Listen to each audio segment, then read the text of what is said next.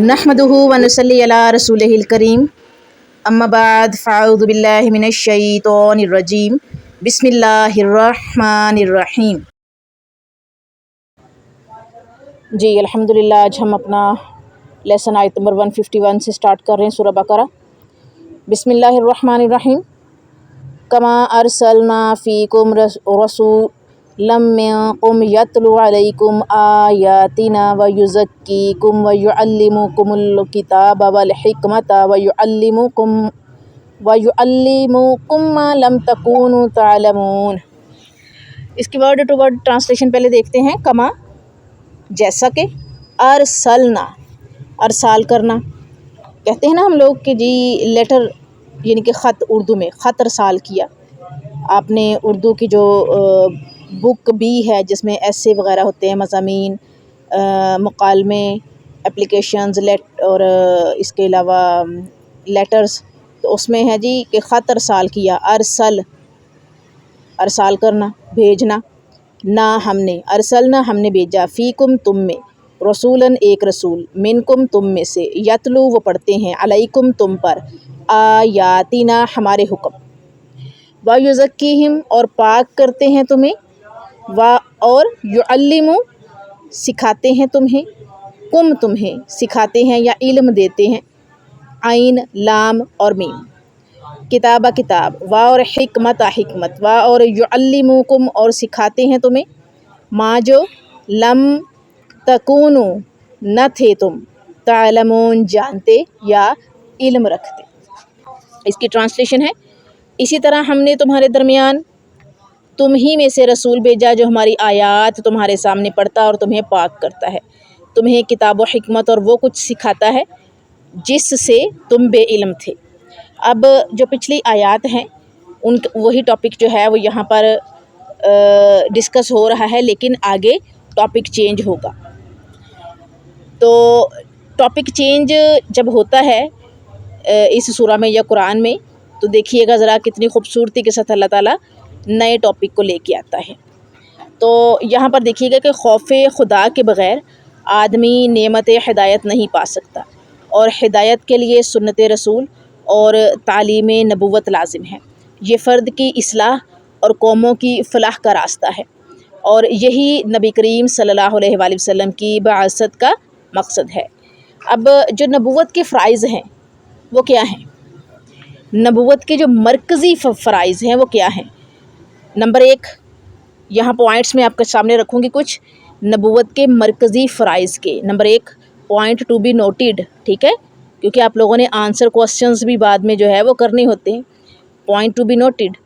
Number 1، تلاوت آیات۔ تلاوت سے مراد اللہ تعالیٰ کے ارشادات و احکامات سے لوگوں کو آگاہ کرنا، قرآن مجید کے ظاہری و باطنی آداب بتلانا، اس پر عمل کرنے اور اس کا حکم دینے کے ساتھ ساتھ اس کی تلاوت کرنا، اور تحفیظ القرآن کی ترغیب دینا، قرآن کو حفظ کرنے کی ترغیب دینا، موٹیویشن۔ نمبر 2 ہے تعلیم۔ تعلیم سے مراد باقاعدہ، یعنی کہ جسے کہتے نہیں کہ ایک طریقہ کار کے ساتھ، ضابطۂ اخلاق کے ساتھ، رولز اینڈ ریگولیشنز کے ساتھ قرآن مجید کے اسرار و علوم سمجھنا ہے، کیونکہ آدمی کسی علم میں مہارت اور اس کے حقیقی مطالب حاصل نہیں کر سکتا جب تک متعلقہ علم کے ماہر کے سامنے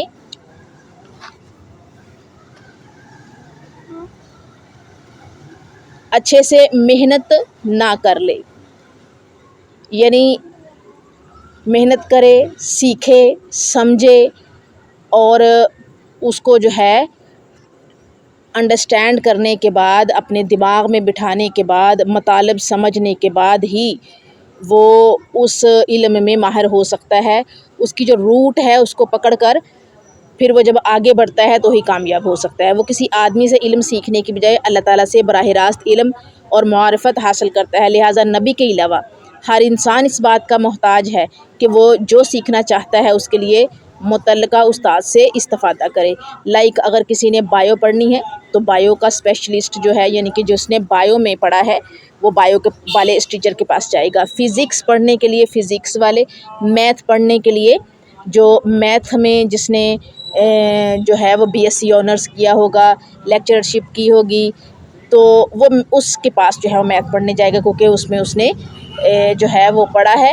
اسی طرح سے ڈاکٹرز کی فیلڈز بھی ہیں، لائک اگر کوئی کسی کو کان کی تکلیف ہے تو وہ کان کے ڈاکٹر کے پاس جائے گا، کسی کو آنکھ کی تکلیف ہے تو آئی اسپیشلسٹ کے پاس جائے گا۔ اسی طرح سے جو حفظ کرنا چاہتا ہے وہ حافظ اور حافظات کے پاس جائے گا، تو جو ترجمہ تفسیر پڑھنا چاہتا ہے تو وہ جس نے ترجمہ تفسیر پڑھا ہے، سیکھا ہے، اسی کے پاس جائے گا۔ لہٰذا قرآن مجید میں وضاحت فرمائی ہے کہ رسول کریم صلی اللہ علیہ وآلہ وسلم نے براہ راست اپنے رب سے تعلیم پائی، ورنہ آپ اس سے پہلے کچھ نہیں جانتے تھے۔ اسی کے بارے میں فرمایا کہ اللہ تعالیٰ آپ کو وہ کچھ سکھاتا ہے جو آپ پہلے نہیں جانتے تھے۔ جن لوگوں کا یہ دعویٰ ہے کہ قرآن مجید کے بعد حدیث کی ضرورت باقی نہیں رہتی، وہ ایسی بات کہتے ہیں جس کی کسی زمانے میں بھی اہل عقل و فکر نے تائید نہیں کی فرمائی، کیونکہ محض کتاب کسی کے ہاتھ میں تھما دینے سے کوئی شخص ٹھیک اس سے استفادہ نہیں کر سکتا، اس سے فائدہ حاصل نہیں کر سکتا، بے شک وہ اس کتاب کی زبان سے کتنا ہی واقف کیوں نہ ہو۔ اس حقیقت کو جاننے کے لیے آج بھی کسی انگریز دان کو انجینئرنگ یا طب کے متعلق کوئی کتاب دے کر اندازہ کیا جا سکتا ہے کہ اس نے استاد کے بغیر طب اور انجینئرنگ میں کیسا دسترس حاصل کی ہے۔ اس لیے نبوت کے کار منصبی بھی یہ فرض شامل ہے کہ نبی لوگوں کو باضابطہ طور پر کتاب اللہ کی تعلیم سے ہمکنار کرے، تاکہ نبوت کا کام نسل در نسل چلتا رہے۔ لہٰذا رسول کریم صلی اللہ علیہ وآلہ وسلم نے تلاوت قرآن اور وعظ و خطاب کے ساتھ، یعنی کہ خطاب کرنا اور درس دینا کے ساتھ، باقاعدہ طور پر مردوں کے لیے مسجد نبوی میں صفہ کے مقام پر اور خواتین کے لیے الگ تعلیم کا سلسلہ جاری فرمایا۔ ابو سعید خدری رضی اللہ عنہ بیان کرتے ہیں کہ ایک عورت نے نبی صلی اللہ علیہ وآلہ وسلم سے آ کر کہا کہ مرد ہم سے تعلیم کی وجہ سے آگے بڑھ گئے ہیں، آپ ہمارے لیے بھی کوئی دن مقرر کریں جس میں آپ ہمیں وہ کچھ سکھائیں جو اللہ نے آپ کو سکھایا۔ آپ نے فرمایا فلاں دن جمع ہو جایا کرو، آپ تشریف لا کر انہیں اللہ تعالیٰ کا بتلایا ہوا علم سکھاتے۔ یہ صحیح بخاری کی حدیث ہے، کتاب العلم باب حل یجعل للنساء یوم الاحدث فی العلم میں ہے، ٹھیک ہے۔ اور اسی طرح سے مشکات شریف کی بھی جو ہے حدیث ہے کہ حضرت انس بن مالک رضی اللہ عنہ بیان کرتے ہیں کہ رسول اللہ صلی اللہ علیہ وآلہ وسلم نے فرمایا علم حاصل کرنا ہر مسلمان پر فرض ہے۔ اب آج جو ہے جو احادیث گروپ میں موجود ہیں، انہوں نے آج حدیث سنی ہے نا، جو آج حدیث سنی ہے اس پہ جو ہے وہ بات سمجھ آ گئی ہوگی ان کو کہ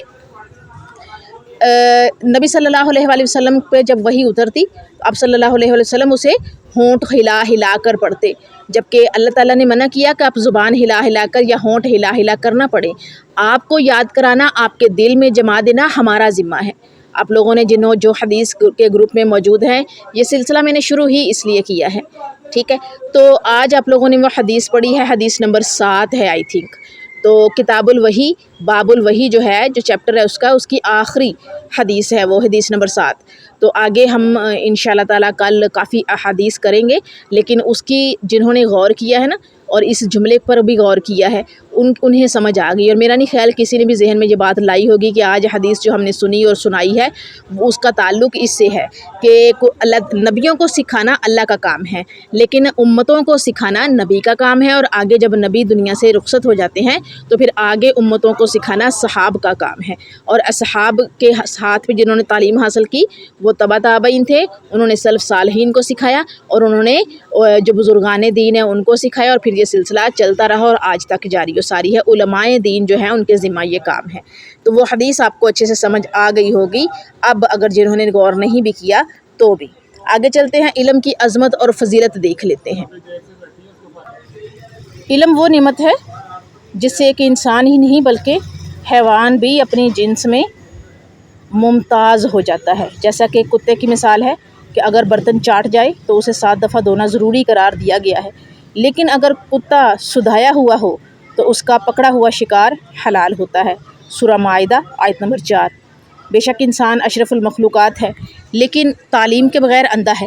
حضرت آدم علیہ السلام کا پہلا شرف علم ہی تھا، جب اللہ تعالیٰ نے ان کو کچھ ورڈ سکھائے اور اس کے بعد انہیں فرشتوں کے سامنے بیان کرنے کو کہا، اور فرشتوں کو وہ علم نہیں سکھایا تھا جو آدم علیہ السلام کو سکھایا، اور آدم علیہ السلام نے جب اللہ کا سکھایا وہ جو علم ہے وہ فرشتوں کے سامنے بیان کیا، بتایا، تو فرشتوں کو جو ہے وہ پھر پتہ چلا کہ ہمارا رب جو ہے وہ بالکل ٹھیک کہتا ہے، اللہ کا فرمانا بالکل ٹھیک ہے۔ تو آدم علیہ السلام کا شرف، پہلا شرف علم ہی تھا، جس کی وجہ سے انہوں نے ملائکہ پر برتری حاصل کی تھی۔ نبی کریم صلی اللہ علیہ وآلہ وسلم کی نبوت کا آغاز ہی اقرا سے ہوا۔ اقرا بسم ربک الذی خلق، اس لیے آپ صلی اللہ علیہ وآلہ وسلم نے اپنی امت کو زیور علم سے آراستہ کرنے کے لیے خصوصی توجہ فرمائی، اور ان پڑھ قوم میں وہ علمی تحریک پیدا فرمائی کہ صحابہ کرام رضی اللہ تعالیٰ عنہم میں ایک شخص بھی ایسا نہ تھا جو اپنے بنیادی فرائض سے غافل اور ناواقف ہو۔ بے شک علوم میں سب سے اعلیٰ اور دنیا اور آخرت میں مفید ترین علم قرآن سنت کا علم ہے، لیکن قرآن و حدیث میں ہر اس علم کی حوصلہ افزائی پائی جاتی ہے جس سے انسانیت کو فائدہ پہنچے۔ اس لیے آپ صلی اللہ علیہ وآلہ وسلم علم میں اضافے کے لیے دعا کیا کرتے تھے، رب زدنی علما، رب زدنی علما، اے رب میرے علم میں اضافہ فرما۔ اور امت کو ہدایت فرمائی کہ اگر کسی کو قرآن و سنت کا ایک فرمان بھی یاد ہو تو اس کا فرض ہے کہ وہ اسے آگے پہنچائے، گویا کہ قیامت تک یہ تحریک جاری رہے، اور اس طرح دیے سے دیے جلتا رہنا چاہیے۔ صحیح بخاری کی حدیث ہے، حضرت معاویہ رضی اللہ عنہ رسول کریم صلی اللہ علیہ وآلہ وسلم سے بیان کرتے ہیں کہ نبی کریم صلی اللہ علیہ وآلہ وسلم نے فرمایا، اللہ تعالیٰ جس شخص کے ساتھ خیر خواہی کرنا چاہتے ہیں اسے دین کی سمجھ عنایت فرماتے ہیں۔ میں تقسیم کرنے والا ہوں اور اللہ مجھے عنایت فرمانے والا ہے۔ مائک جس کا آن ہے بند کیجئے۔ صحیح بخاری کی ایک اور حدیث ہے کتاب الزکوٰۃ میں، حضرت عبداللہ بن مسعود رضی اللہ عنہ بیان کرتے ہیں رسول کریم صلی اللہ علیہ وآلہ وسلم نے فرمایا، صرف دو آدمیوں پر رشک کرنا جائز ہے، ایک وہ آدمی جسے اللہ تعالیٰ نے مال عنایت فرمایا اور اسے نیکی کے کاموں پر خرچ کرنے کی توفیق دی، اور دوسرا جس کو اللہ تعالیٰ نے دانش مندی عطا کی اور وہ اس کی روشنی میں فیصلے کرتا ہے اور لوگوں کو اس کی تعلیم دیتا ہے۔ سلسلہ تعلیم کو آپ صلی اللہ علیہ وآلہ وسلم کے صحاب نے وقت کے ساتھ ساتھ اس قدر وسعت سے ہمکنار کیا کہ امیر المومنین حضرت عمر فاروق رضی اللہ عنہ نے مدارس و مساجد قائم کرنے کے ساتھ مملکت کے سول اور فوجی عہدیداران کو حکم دیا کہ وہ عوام اور فوج میں قرآن و سنت کی تعلیم کو عام کرنے کے لیے خصوصی اقدامات کریں۔ اس کوشش اور توجہ کا ثمرہ تھا کہ حضرت عمر فاروق رضی اللہ عنہ نے جب فوجی افسروں کو خط لکھا کہ حفاظ کرام کی فہرست میرے پاس بھیجو، تو حضرت سعد بن ابی وقاص رضی اللہ عنہ نے جواب میں لکھا کہ صرف میری چھاؤنی میں 300 حفاظ موجود ہیں۔ 300، ایک چھاؤنی میں کتنے حافظ؟ 300۔ اس قدر سختی کے ساتھ حضرت عمر فاروق رضی اللہ عنہ نے تعلیم کا جو سلسلہ ہے اس کو منظم انداز میں چلایا تھا کہ ایک ہی چھاؤنی میں 300 حافظ تھے۔ اب اس کا جو تیسرا پوائنٹ ہے وہ ہے تزکیہ نفس۔ تزکیہ نفس، غور سے سنیے گا۔ نفس، مضمون اور علم کتنا ہی اہم اور اعلیٰ کیوں نہ ہو، اس وقت تک اس کے مقاصد حاصل نہیں کیا جا سکتے جب تک اس کے مطابق تربیت کا انتظام نہ کیا جائے۔ تربیت کے لیے انفرادی اور اجتماعی ماحول کا ہونا ضروری ہے۔ فرد کی اصلاح کیے بغیر قوم کی اصلاح کا تصور بھی نہیں کیا جا سکتا۔ تزکیہ نفس کے لیے نبی کریم صلی اللہ علیہ وآلہ وسلم لوگوں کی انفرادی اصلاح بھی فرماتے اور اجتماعی بھی، تب جا کر ایک ایسی جمعیت معارض وجود میں آئی جس کی مثال تاریخ میں پیش کرنا مشکل ہی نہیں ناممکن ہے۔ اگلا پوائنٹ دیکھیے گا، اس میں حکمت۔ اہل لغت اور مفسرین نے حکمت کے معنی فہم و فراست، علم و حلم، عدل و انصاف، حقیقت اور سچائی تک پہنچنا اور دین کی سمجھ حاصل کرنا بیان کیے ہیں، جبکہ اکثر اہل علم نے حکمت سے مراد رسول کریم صلی اللہ علیہ وآلہ وسلم کی سنت اور حدیث لی ہے، کیونکہ آپ کی ذات اطہر پر قرآن نازل ہوا اور آپ اللہ تعالیٰ کے منشا کے مطابق اس کی تفسیر بیان کرنے والے ہیں۔ سنت سے واضح ہوتا ہے کہ قرآن کے اس لفظ کا کیا معنی ہے، کیونکہ آپ نے اپنے ارشاد اور عمل سے قرآن کے احکامات کا حقیقی مفہوم واضح فرمایا ہے۔ پھر آپ کی سنت اور حدیث ہی سے ثابت ہوتا ہے کہ ایک فرد اور معاشرے پر قرآن کا نفاذ کس طرح کرنا چاہیے۔ آپ صلی اللہ علیہ وآلہ وسلم نے ہی دنیا کو عقل و دانش سے ہمکنار فرمایا۔ رسول کریم صلی اللہ علیہ وآلہ وسلم کا صرف یہی فرض نہیں تھا کہ آپ قرآن کی تلاوت، تبلیغ، تعلیم اور اللہ تعالیٰ کے ارشاد کی حکمت کا تعین فرمائیں، بلکہ آپ نے قرآن مجید کی روشنی میں اپنے اسوہ مبارکہ کے ذریعے قرآن مجید کے مقصود کو لوگوں کی انفرادی اور اجتماعی زندگی میں اس طرح راسخ فرمایا جس سے لوگوں کے نظریات کی تطہیر ہوئی، اخلاق میں نکھار اور کردار میں سنوار پیدا ہوا۔ کل کے جاہل آج قوموں کے معلم اور رہبر بنے، ماضی میں لوٹ مال کرنے والے لوگوں کی عزت و مال کے محافظ ہوئے۔ لہٰذا کسی بھی حقیقی انقلاب اور طریقہ حکومت کے یہی 4 بنیادی اصول ہیں جن کے بغیر فرد اور معاشرے میں صحت مند اور جامع تبدیلی کا تصور نہیں کیا جا سکتا۔ یہی اسلام کا وہ نظام تعلیم اور تزکیہ نفس کا پروگرام ہے جس کو اختیار کر کے ہر شخص روحانی منازل طے کر سکتا ہے۔ اس میں نہ تصور شیخ کی گنجائش ہے اور نہ قبروں کے سامنے مراقبہ کرنے اور نہ غاروں میں چلہ کشی کی ہی ضرورت ہے۔ جن لوگوں نے تزکیہ نفس کے مختلف طریقے ایجاد کیے اور اختیار کیے ہیں انہوں نے سنت کے خلاف راستہ اختیار کیا ہے، لہٰذا کتاب و سنت میں ایسے طریقوں اور تصوف کا کوئی تصور موجود ہی نہیں ہے، سرے سے موجود ہی نہیں ہے۔ چلے کاٹنا، ٹھیک ہے، الگ سے اپنی جو ہے وہ 1.5 اینٹ کی مسجد بنا کر بیٹھنا، ایسا کوئی بھی عمل کسی بھی حدیث سے، قرآن کی کسی آیت سے ثابت شدہ نہیں ہے۔ آگے اب اس آیت میں جو مسائل ہیں دیکھ لیجئے گا ذرا۔ نمبر 1، رسول کریم صلی اللہ علیہ وآلہ وسلم نے انسانوں میں سے ہی ایک انسان تھے۔ نمبر 2، رسول لوگوں کو اللہ تعالیٰ کے احکامات سناتا ہے۔ نمبر 3، رسول لوگوں کی تربیت و تزکیہ نفس کرتا ہے۔ اور نمبر 4 ہے رسول تعلیم اور دانش مندی سکھاتا ہے۔ اب تفسیر دیکھتے ہیں قرآن سے۔ نبوت کے جو اغراض، غرضیں تھیں اور مقاصد تھے وہ کیا تھے اور ہے؟ سورہ بقرہ آیت نمبر 151 جو کہ ہم پڑھ رہے ہیں، نبوت کے منصبی فرائض۔ نمبر 2، آپ صلی اللہ علیہ وآلہ وسلم کو کتاب و حکمت کی تعلیم دینے کے لیے بھیجا گیا، سورہ الجمعہ آیت نمبر 2۔ نمبر 3، ابراہیم علیہ السلام کی دعاؤں میں ان فرائض کا تذکرہ موجود ہے، سورہ بقرہ آیت نمبر 129۔ اور نمبر 4 ہے رسول کریم صلی اللہ علیہ وآلہ وسلم لوگوں کے بوجھ اتارنے اور غلامی سے چھڑانے کے لیے تشریف لائے ہیں، سورہ اعراف آیت نمبر 157۔ اور نمبر 5 ہے نبوت اللہ تعالیٰ کا مومنوں پر احسان عظیم ہے، سورہ آل عمران آیت نمبر 165۔ اور نمبر 6 ہے آپ لوگوں کو خوشخبری دینے والے اور ڈرانے والے تھے، سورہ احزاب آیت نمبر 45۔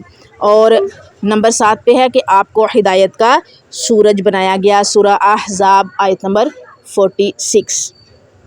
یہ ہماری آیت نمبر 151 ہے جو کہ تعلیم کے حوالے سے تھی، انبیاء اکرام کی تربیت کے حوالے سے تھی کہ ان کی تربیت کس نے کی، اور اس کے بعد جو ان کی قومیں ہیں، ان کی جو امتیں ہیں، ان کی تربیت جو ہے وہ کون کرتا تھا، کس طریقے سے سارا سلسلہ جاری تھا، علم کی اور حکمت کی اہمیت کیا تھی اور ہے، اور اسی طرح سے احادیث بھی کوٹ کی میں نے تاکہ اسے آپ اچھے سے سمجھ سکیں اور پھر یہ ہے کہ اس کو سنانا بھی ہے۔ آیت نمبر 152 چھوٹی سی آیت ہے لیکن بہت اہم ہے، آپ لوگوں نے اس کو کافی سنا ہے۔ بسم اللہ الرحمن الرحیم، فاذکرونی اذکرکم واشکروا لی ولا تکفرون۔ پس اذکرونی سو یاد کرو مجھے، اذکرکم میں یاد رکھوں گا تمہیں، وا اور اشکروا لی اور تم شکر کرو میرا، وا اور لا نہیں، تکفرون ناشکری کرو میری۔ اس کی ٹرانسلیشن ہے پس تم مجھے یاد کرو، میں تمہیں یاد کروں گا، میرا شکر ادا کرو اور میری ناشکری نہ کرو۔ کتنے کھلے انداز میں اور چھوٹے سے جو آیت ہے اس میں ایک جملے میں کتنی بڑی بات سمجھا دی ہے کہ مجھے یاد کرو، میں تمہیں یاد کروں گا۔ اللہ تعالیٰ ارشاد ربانی ہے نا کہ تم مجھے یاد کرو میں تمہیں یاد کروں گا، میرا شکر ادا کرو، میری ناشکری نہ کرنا۔ اب یہاں پر دیکھیے گا کہ نعمتوں کے بدلے اللہ تعالیٰ کا ذکر و شکر کرنا چاہیے۔ پچھلے آیت میں نعمتوں کا تذکرہ ہوا ہے اور جس میں نعمت کون سی نعمت کا؟ علم کا، ٹھیک ہے، حکمت کا، قرآن کا، نبیوں کا اور تربیت کا، تزکیہ نفس کا۔ یہاں پر بالکل اگلی آیت میں بتا دیا ہے کہ اگر میں نے اتنا کچھ دیا ہے تو پھر تم پر فرض ہے، ڈیوٹی ہے تمہاری کہ میرا ذکر کرو اور میرا شکر کرو۔ ذکر کرو گے میرا تو میں تمہارا ذکر کروں گا، تمہیں یاد کروں گا، اور اگر شکر کرو گے تو پھر یہ ہے کہ میرے غضب سے بچو گے، ناشکری نہیں کرنی۔ آگے دیکھیے گا، اس کو دیکھتے ہیں کہ بیت اللہ کو بنانا یعنی اللہ تعالیٰ کے گھر کو بنانا، امت مسلمہ کو پیشوائی کے منصب پر فائز کرنا۔ اب یہ امت محمدیہ ہے جو اتنے بڑے منصب پر فائز ہے، اور اگر اپنے منصب کو نہ پہچانے تو پھر یہ ناشکرا پن ہے، پھر یہ ہے کہ رسوائی، ضلالت پھر ان لوگوں کا مقدر بنے گی جو مانیں گے نہیں۔ تو امت مسلمہ کو پیشوائی کے منصب پر فائز کرنا، تبدیلی سے قبل کی نمازوں کا اجر عطا فرمانا، بیت اللہ کی طرف رخ کرنے کا حکم دینے کی بجائے صرف اس سمت رخ کرنے کی سہولت عنایت فرمانا، نبی آخر الزماں صلی اللہ علیہ وآلہ وسلم کی صورت میں مہربان مربی اور عظیم قائد عطا فرما کر حکم دیا جا رہا ہے کہ ہمیشہ مجھے یاد رکھنا اور میرے شکر گزار رہتے ہوئے میرے احکام کی بجا آوری کرتے رہنا، کسی کا خیال اور خوف دل میں ہرگز نہ لانا، تاکہ تمہیں ہدایت کے راستے پر استقامت اور مزید رہنمائی سے نوازا جائے۔ اب یہاں پر کس چیز کا ذکر ہے اس آیت میں؟ یاد کرنا، ذکر کرنا۔ تفصیل کس چیز کی ہے؟ ذکر کی، کہ میرا ذکر کرو میں تمہارا ذکر کروں گا، یعنی مجھے یاد کرو میں تمہیں یاد کروں گا۔ ذکر کی جو اہمیت ہے وہ ذرا دیکھتے ہیں ہم پہلے، کہ ذکر کی اہمیت اتنی جو ہے وہ پرومیننٹ انداز میں کہا گیا ہے کہ میرا ذکر کرو میں تمہارا کروں گا۔ تو ذکر کی پھر اہمیت جاننا بنتا ہے نا، کہ ذکر کی جامعہ تعریف یہ ہے کہ اللہ تعالیٰ کے احکامات کی بجاوری کے ساتھ اس کی ذات اور صفات پر کامل یقین رکھتے ہوئے اسے دل اور زبان کے ساتھ یاد رکھا جائے۔ تمام عبادات ذکر ہی کی مختلف شکلیں ہیں، لیکن ان کی ادائیگی کے بعد بھی حکم دیا گیا ہے کہ اپنے رب کو کثرت سے یاد رکھا کرو۔ جب تم نماز پوری کر لو تو اٹھتے بیٹھتے اور لیٹتے وقت اللہ کو یاد کیا کرو۔ اب سورہ نساء کی آیت ہے، آیت نمبر 103 ہے، فَإِذَا قَضَيْتُمُ الصَّلَاةَ فَاذْكُرُوا اللَّهَ قِيَامًا وَقُعُودًا وَعَلَىٰ جُنُوبِكُمْ۔ سورہ نساء آیت نمبر 103 ہے، جب تم نماز ادا کر چکو تو کھڑے بیٹھے اور پہلوؤں پر اللہ کا ذکر کرو۔ کیسے؟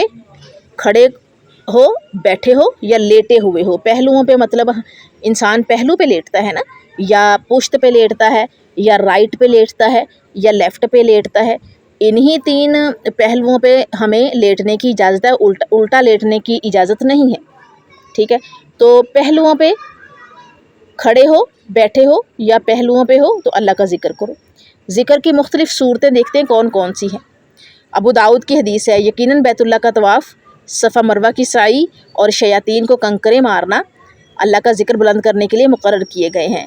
ذکر کی ایک قسم یہ ہے، صفا مروہ کرنا، یہ ہائی لیول کی جو ہے، یعنی کہ جن کی جیب میں اچھا خاصا پیسہ ہے نا، یہ ان کے لیے ہے، عمرہ کرنے جائیں، حج کرنے جائیں تو صفا مروہ کی سعی کریں، شیطانوں کو کنکریاں ماریں، اللہ کا وہاں پر ذکر بلند کریں۔ تو یہ عام بندے کا کام نہیں ہے، بھی غریب بندے کا کام نہیں ہے۔ تو اسٹارٹنگ جو ہے وہ یہاں سے کی ہے ہمیں سمجھانے کے لیے اللہ تعالیٰ نے۔ اب آگے دیکھتے ہیں، صحیح بخاری کی ایک اور حدیث ہے کتاب التوحید میں، حضرت ابو ہریرہ رضی اللہ عنہ بیان کرتے ہیں کہ نبی صلی اللہ علیہ وآلہ وسلم نے فرمایا، اللہ تعالیٰ فرماتے ہیں، میں اپنے بندے کے ساتھ ہوتا ہوں، وہ جہاں کہیں بھی میرا ذکر کرے اور اس کے ہونٹ میرے ذکر میں حرکت کرے۔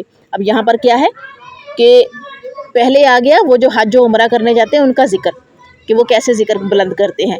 اب آ گیا ایک عام بندے کا تذکرہ، اور اللہ تعالیٰ نے خود فرمایا ہے، ابو ہریرہ کی روایت ہے کہ نبی صلی اللہ علیہ وآلہ وسلم نے فرمایا کہ اللہ فرماتے ہیں کہ میں اپنے بندے کے ساتھ ہوتا ہوں، جب وہ جہاں کہیں بھی میرا ذکر کرے اور اس کے ہونٹ میرے ذکر سے ہلے تو میں اس کے ساتھ ہوں، یعنی کہ اللہ تعالیٰ ڈائریکٹ سنتا ہے۔ بندے کا ہونٹ ہلا ہے نا، ایک چھوٹا سا ذکر بھی کیا ہے سبحان اللہ، تو اللہ تعالیٰ اس کو بھی سنتا ہے۔ اب آگے دیکھتے ہیں فضیلت شکر۔ اگر کوئی بندہ شکر کرتا ہے نا، کیونکہ اس آیت میں جو ہے وہ شکر کا بھی تذکرہ ہے، ذکر ہے، پہلے ذکر کا ہے کہ میرا ذکر کرو میں تمہارا ذکر کروں گا، آگے ہے جی کہ میرا شکر ادا کرو اور میری ناشکری نہ کرنا۔ فضیلت شکر دیکھتے ہیں، یہاں شکر کے مقابلے میں کفر کا لفظ استعمال کیا گیا ہے، جس کا معنی ہے ناشکری اور ناقدری کرنا۔ گویا اللہ تعالیٰ کے احسانات اور نعمتوں کی ناقدری کرنے والا بالفعل کفر ہی کا ارتکاب کرتا ہے، یعنی کہ ایک طرح سے کیا کام کرتا ہے، وہ کفر کا ارتکاب کرتا ہے، کفر ہی کرتا ہے۔ شرف انسانیت کا تقاضا ہے کہ آدمی ہر حال میں اپنے رب کا شکر گزار بننے کی کوشش کرے۔ شکر رب سے مانگنے کا سلیقہ اور زوال نعمت سے محفوظ رہنے کے ساتھ اللہ تعالیٰ کی مزید عنایات کا دروازہ کھولتا ہے۔ انسان شکر تبھی ادا کرتا جب اس کے دل میں اپنے رب کی نعمتوں اور احسانات کا شعور اور احساس پیدا ہوتا ہے۔ اللہ تعالیٰ نے دین کے کسی عمل کے بارے میں بیک وقت یہ نہیں فرمایا کہ اس کے کرنے سے تم عذاب سے محفوظ اور مزید ملنے کے حقدار بن جاؤ گے۔ صرف شکر ہی ایک ایسا عمل ہے جس کے بارے میں واضح طور پر فرمایا ہے کہ تمہیں عذاب سے محفوظ رکھنے کے ساتھ مزید عنایات سے نوازا جائے گا۔ یعنی شکر وہ ہتھیار ہے کہ آپ اللہ کے غضب سے بھی محفوظ ہو جائیں گے اور اللہ کی نعمتوں کے حقدار بھی بن جائیں گے، یعنی کہ اللہ تعالیٰ اور نوازے گا۔ حقدار تو ہم کسی چیز کے نہیں ہیں، اللہ تعالیٰ نے جو زندگی دی ہے وہ بھی اللہ کی نعمت اور اللہ کی امانت ہے، ٹھیک ہے، لیکن ہم شکر کریں گے تو اللہ راضی ہوگا اور اللہ تعالیٰ مزید نوازے گا۔ اس دوہرے انعام کی وجہ سے شیطان نے سرکشی اور بغاوت کی حدود پھلانگتے ہوئے کہا تھا وَلَا تَجِدُوا أَكْثَرَهُمْ شَاكِرِينَ، سورہ اعراف آیت نمبر 17۔ اے رب تو ان میں سے اکثر کو شکر گزار نہیں پائے گا، کیونکہ جب شیطان نے جو کہا تھا کہ میں تو قیامت کی صبح تک تیرے بندوں کو ورگلاتا رہوں گا اور انہیں جہنم میں لے جانے کی پوری سر توڑ ٹل لگا کے کوشش کروں گا، تو پھر یہاں پر کیا ہے کہ وہ پھر یہ کہے گا کہ اے رب تو ان میں سے اکثر کو شکر گزار نہیں پائے گا۔ رسول کریم صلی اللہ علیہ وآلہ وسلم نے معاذ بن جبل رضی اللہ عنہ کو یہ دعا سکھلائی کہ اسے ہر نماز کے بعد پڑھا جائے، اللہم اعنی علی ذکرک و شکرک و حسن عباداتک۔ جس طرح نہیں یہ دعا سن لیجئے اور اسے اچھے سے یاد کر لیجئے، کیونکہ میں نے جو کہا تھا نا کہ کچھ دعائیں میں آپ کو بتاؤں گی جو آپ نے نماز میں سلام پھیرنے سے پہلے پڑھنی ہے، ٹھیک ہے، ان میں سے ایک یہ ہے اللہم اعنی علی ذکرک و شکرک و حسن عباداتک۔ یہ ابو داؤد کی حدیث ہے، ابو داؤد میں بھی یہ آپ کو دعا ملے گی، ٹھیک ہے۔ نبی صلی اللہ علیہ وآلہ وسلم نے معاذ بن جبل کو یہ دعا سکھائی تھی رضی اللہ تعالیٰ عنہ، تو یہ ابو داؤد میں بھی موجود ہے۔ اس کی ٹرانسلیشن ہے الہی اپنے ذکر، شکر اور بہترین طریقے سے عبادت پر میری مدد فرما۔ اچھا جی، ایک چیز اور بھی یاد رکھیے گا کہ میں 2-3 دعائیں آپ کو اور بھی بتاؤں گی، تو ہو سکتا ہے اس کی ایک ویڈیو ہی بنا دوں تاکہ آپ لوگوں کے ساتھ باقی بھی اس سے استفادہ حاصل کر سکیں، مستفید ہو سکیں۔ آگے اس آیت میں مسائل دیکھ لیتے ہیں۔ نمبر 1، ذکر کرنے والے کو اللہ تعالیٰ ہر حال میں یاد رکھتا ہے۔ نمبر 2، اللہ تعالیٰ کا ہر دم شکریہ ادا کرتے رہنا چاہیے۔ نمبر 3، ناشکری کفر کے مترادف ہے۔ تفسیر دیکھ لیتے ہیں قرآن سے۔ سب سے پہلے ہم دیکھیں گے شکر کی فضیلت، یعنی کہ اس کی فضیلت کیا ہے، اس کی اہمیت کیا ہے، یہ کتنی افضل ہے، شکر کرنا کتنا افضل ہے۔ سورہ نساء آیت نمبر 147، اللہ تعالیٰ شکر گزار بندوں کا قدردان ہے، اور سورہ اعراف آیت نمبر 17، شیطان کا مقصد انسان کو ناشکرا بنانا ہے، اور سورہ سبا آیت نمبر 13، اللہ تعالیٰ کے شکر گزار بندے تھوڑے ہی ہوا کرتے ہیں، اور سورہ سجدہ آیت نمبر 9، اللہ تعالیٰ نے آنکھ، کان اور دل اس لیے دیے ہیں کہ اس کا شکر ادا کیا جائے، اور سورہ ابراہیم آیت نمبر 7، شکر ادا کرنے والے کو مزید عطا کیا جاتا ہے۔ یہ ہے ہماری آیت نمبر 152۔